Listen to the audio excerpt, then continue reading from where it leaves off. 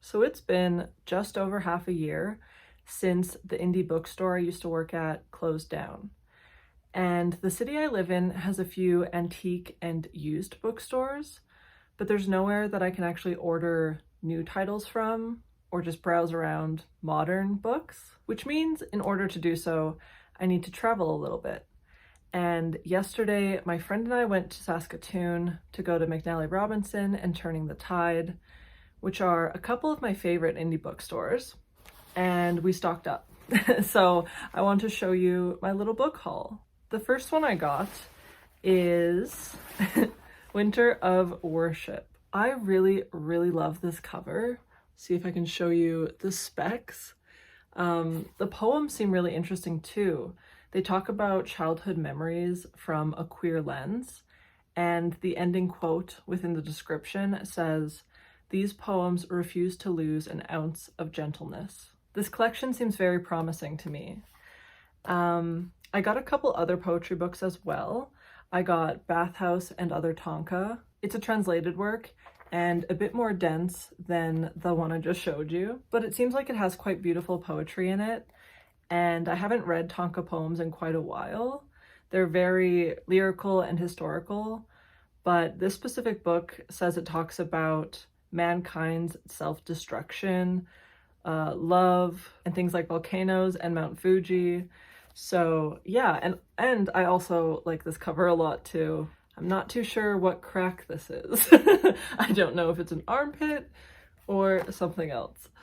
And then the other poetry book I got was Mary Oliver's Blue Iris. Admittedly, I haven't read a lot of Mary Oliver, which is part of why I picked it up. She's a well-regarded poet with very nature-heavy imagery, and in the last few years, I've been getting a lot more into nature poetry, and so I figured it's about time I read one of the collections. This one in particular just seems so vibrant and elegant.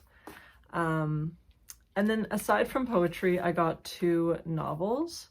There is Vladivosky Circus, which I don't actually know a ton about, but this author has 2 other collections, one of which is called Winter in Sokcho, the other one is Pachinko Parlour.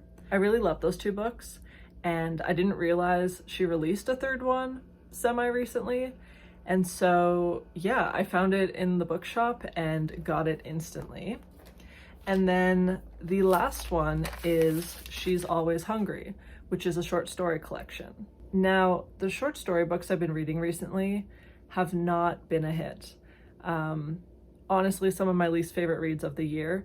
And so I felt a bit hesitant picking this up, but Eliza Clark wrote Boy Parts, which is another novel that I absolutely love.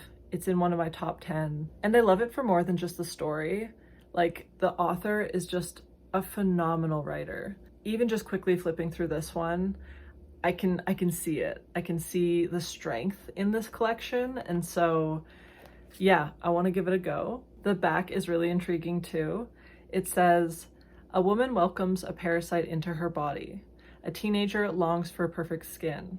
A scientist tends to a fragile alien flora.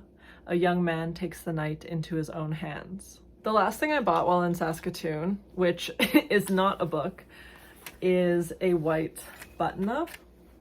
And I feel like I need to make an announcement about this because I've been looking for a new white button-up for over a year now. It's been an extraordinary struggle to find one because I only ever thrift, and anytime I've come across one, they've been too thin, too sheer, too long, they don't fit the shoulders right, or they have stains on them.